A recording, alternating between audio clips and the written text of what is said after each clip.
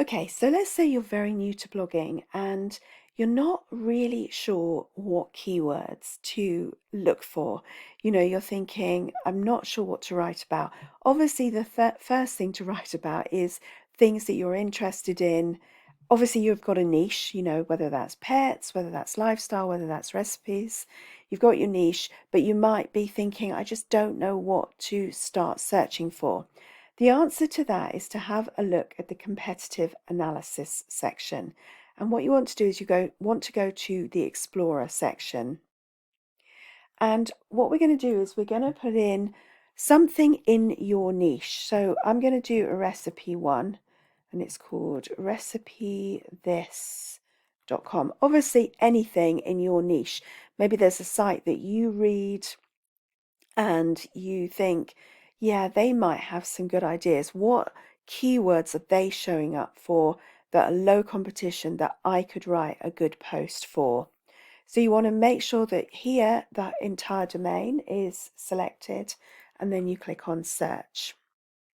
So recipe this, you can see they're ranking for 11,000 keywords, and obviously it's going to give you a lot of ideas here. So first of all, we're going to click on the view keywords.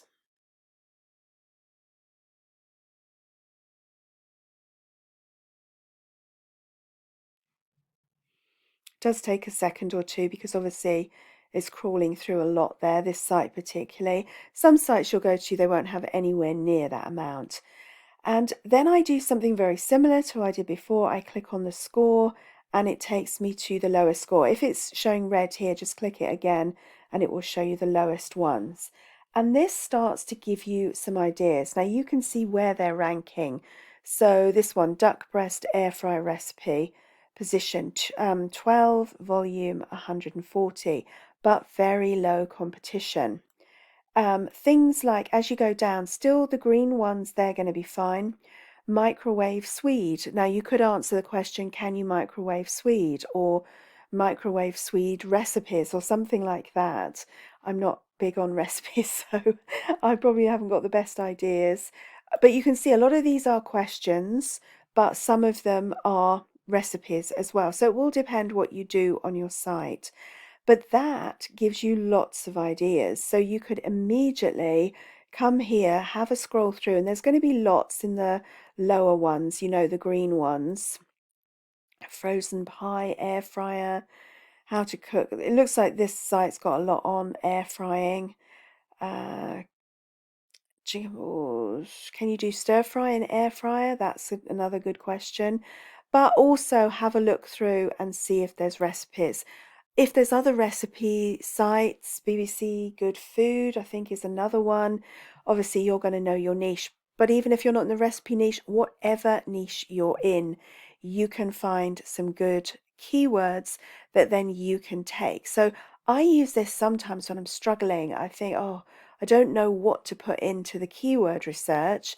I go to another site that's in my niche and it branches off and gives me lots of good ideas. Sometimes I take the exact keyword, or sometimes it gives me, oh, that's a new route I could take. Like say it was air fryer recipes, and I hadn't done that on my site up until now. I could take the ones that they found, or I could go back to the keyword research and I could put in air fryer recipes or chicken air fry recipes or whatever it was, and I would then also find some new things to research. The other thing you can do is look at your own site. I'm going to look at one of my sites here. Again, entire domain. This is in the pet niche, and you can come down here and you can see there's 620 organic keywords ranking there.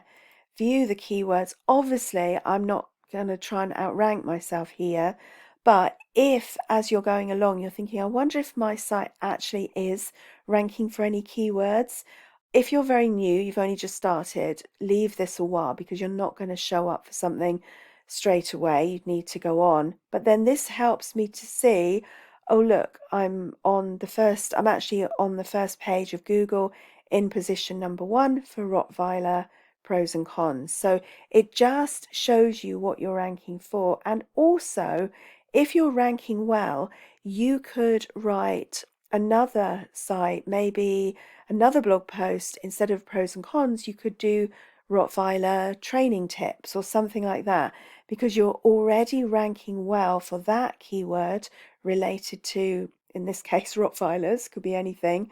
So write a related blog post again on Rottweilers but a different angle, and then you can put a link between the two posts so they're linking to each other, and again that is another reinforcement tip for Google.